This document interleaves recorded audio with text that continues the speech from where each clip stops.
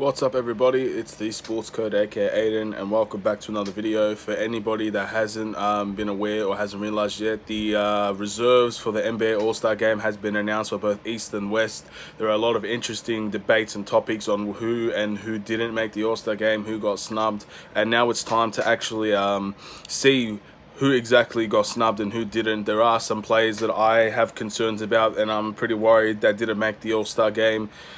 Two in particular, and I'll get to them when we get to the East, because I think the West is pretty spot on, if I'm being honest. There's not much to complain about there, but let's get started. So I'm just going to go and name every player and obviously see whether I think they deserve it. So we'll start off, this is from Facebook, the NBA Facebook page. It's going to be in order. So we'll start off with Brandon Ingram for the West. This is the West All-Stars first. Brandon Ingram obviously is the star player for the Pelicans at the moment, and I don't really have any complaints. He's averaging 25 points per game, so that's pretty impressive, and I definitely think that's definitely an All-Star type player. Now, the Pelicans obviously are not a very good team, but I think Brandon Ingram is definitely someone that deserves to be an All-Star game. And congratulations, I believe this is his first All-Star game. So yeah, impressive, and I'm really happy for Brandon Ingram. We'll go to Chris Paul. Chris Paul has had an excellent season on the Thunder. No way that this is not a player that shouldn't be in the All-Star game. I'm extremely happy for Chris Paul. Maybe as the main man on a team, he thrives a lot better than having a partner. And maybe that's his downfall in the regular season, but when it comes to his stats and being in the All-Star game, no complaints there. Congratulations to Chris Paul. You're a bit older, but you still got those skills, man. We'll go to Damian Lillard.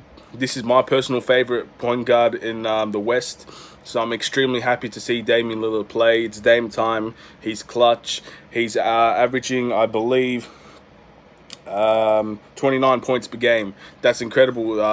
That's an incredible stat line. 29, 4 rebounds and 8 assists. That's an incredible stat line to have for a player. And Damian Lillard, I think out of most point guards in the West, definitely deserves to be in the All-Star game.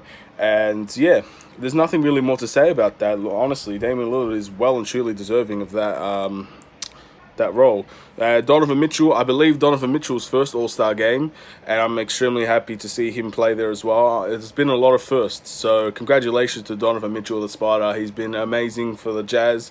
The Jazz are starting to heat up now in the regular season, and Donovan Mitchell is the main reason for that, so congratulations. He's also going to have his partner in crime in the All-Star game as well, but I'll get to that when we'll get to that. Let's go to Nikola Jokic now. Nikola Jokic, probably the best center in the West, behind Anthony Davis. If you can say Anthony Davis is a center, I think Nikola Jokic is well and truly deserving of this. I don't think anybody can complain about this. Most people will know Nikola Jokic is the best center in the West when Anthony Davis doesn't play that position. So in my opinion, I think he could have started this All-Star in the All-Star game, but he's on the bench and he's well and truly deserving to be a starter, but he's on the bench, so it's still a good place to be. Congratulations. And then Rudy Gobert, Donovan Mitchell's partner in crime for the Utah Jazz. Rudy Gobert is probably the best defending big man in the league. He's definitely one of the best defenders that we've ever seen, so there's no arguments here. He's obviously he's a very steady offensive player. He's averaging 15 points per game, but he's also averaging 14 rebounds and he's 2 blocks per game. So he's definitely a very good defender and a very good rebounder. Obviously, I think that this is a well-deserved place for Rudy Gobert. And then finally, Russell Westbrook. Now this, he's averaging 26 points per game. So I think the reason why a lot of people might have an argument to not put Russell Westbrook in this position is because he's playing second fiddle to James Harden, and that may be the case, but stats don't lie. Russell Westbrook has had a very good season stats-wise, and he's getting really, really, really good in the last few weeks. He's becoming that Russell Westbrook that we thought we were going to see. All it takes is time when it comes to gelling as a team, and I think Russell Westbrook is a fantastic player on a fantastic team with a fantastic MVP candidate next to him, and they both will thrive. I really believe if you give more time to both of them, they'll both thrive with each other. They've played with each other before, but not like this. They're both the stars now. And this is going to be a good time to see what this team is made of. Russell Westbrook All-Star game, but that's well and truly deserved. He's also averaging 8 rebounds and 7.4 assists, so he's nearly averaging a triple-double again. I don't think anybody can complain about that. Now, let's go to the East, because there is a little bit of arguments based on the East. So we'll start off, according to Facebook, with these photos. Bam Adebayo. Now, I said in my All-Star starters video, I was extremely excited to see if Bam Adebayo would be an All-Star, because he is one of my favorite centers to watch. He's had a fantastic season. He's brought Miami to a very good record, a record that no one believed that they could have achieved. And I think he's taken over Hassan Whiteside's spot and excelled and thrived. And he's probably a better player than Hassan Whiteside. So I'm very impressed with Bam Adebayo to be an All-Star, because I don't think anybody expected this to happen this season. I don't think anybody expected that to happen at all for Bam Adebayo, but he's an All-Star now, and he definitely is playing like an All-Star. So this is definitely not one to complain about. A lot of people could have said Andre Drummond, but I think Bam Adebayo has had a much better season than Andre Drummond. So this is rightfully deserved. Congratulations to Bam Adebayo. Ben Simmons, I don't think this is a surprise either. The last month or two, he's been balling out. He's had really impressive stats. Let's see, he's averaging 16 points per game, 7.8 rebounds and 8.4 assists. That's nearly a triple-double as well. So Ben Simmons, I think, rightfully deserved to be an All-Star. No complaints about that. And it's he's representing Australia, man. Obviously, I'm from Australia, so I'm extremely happy to see this one. We got an Aussie representing our country proud, so no complaints whatsoever about that one. Domantas Sabonis. Now, a lot of people would have put Domantas Sabonis as Sixth Man of the Year, but he's an All-Star now. He's averaging 16 points per game, 12 rebounds, and 4.6 assists. Pretty impressive stats. As a forward, as a power forward especially, I don't think it gets much better than Sabonis, and he's not even really he's one of the main guys of the Pacers. So I think this pick is pretty decent. You could argue that someone rightfully deserves to take this, replace Sabonis. I guess the likes of Bradley Beal comes to mind as a forward, but I'm not going to complain about this pick. There's definitely another one I want to get to that could maybe stir a bit of problems, and maybe, I'm a Bulls fan, so I got to represent my players proud. Jason Tatum. Now, Jason Tatum is also a surprising one in my opinion, but he's been balling out the last month. He's only averaging 21 points per game, but he's probably, and again, it's a power forward position, man. Like, you can't get much better than Jason Tatum at that position, even though he's undersized. So he's done pretty well, and he deserves it. I honestly think Jason Tatum deserves to be an All-Star. I'm happy for him. I really am. This is a big step for Jason Tatum, and a big step for the likes of Ben Simmons as well. And let's see how he does, because this is going to be new to him, man. It's going to be new to a lot of players. So Jason Tatum, well deserved, of course. Jimmy Butler. I think Jimmy Butler definitely deserves to be an All-Star. Maybe stats-wise, it doesn't show compared to other players, but he plays both ends of the ball extremely well. Jimmy Butler probably could have started this and no one would have complained. He definitely deserves to be in the All-Star game. And he's the best player on the Miami Heat. So why? And Miami Heat are what, second seed now, third seed? Why wouldn't they Why wouldn't Jimmy Butler be on the All-Star team?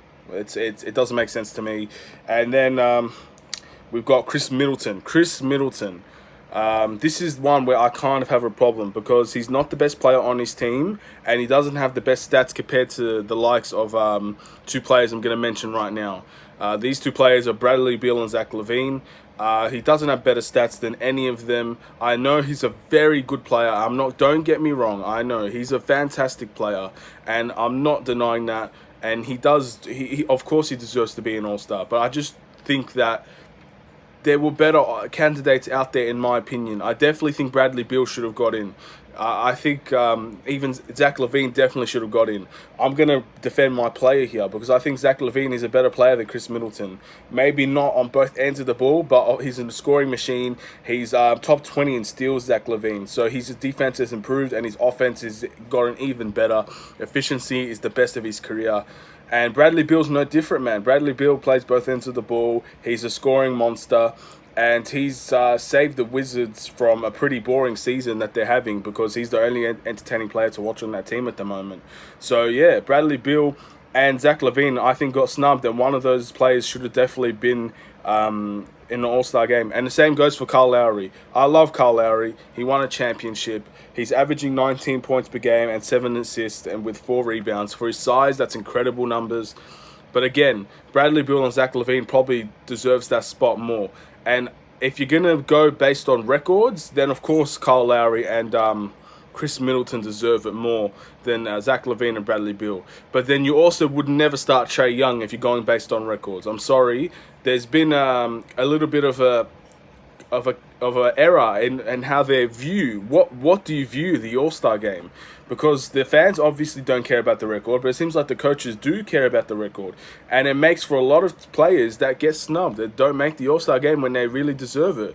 So yeah, I feel sorry for Zach LaVine. I feel sorry for Bradley Beal. I feel sorry for these players because they definitely deserve to be in it, man. Like it's not rocket science how good of a season that they're having for our teams. And it seems like they're going to miss out. And Zach LaVine, when it comes to Zach LaVine, he's always going to be an All-Star in my eyes this season.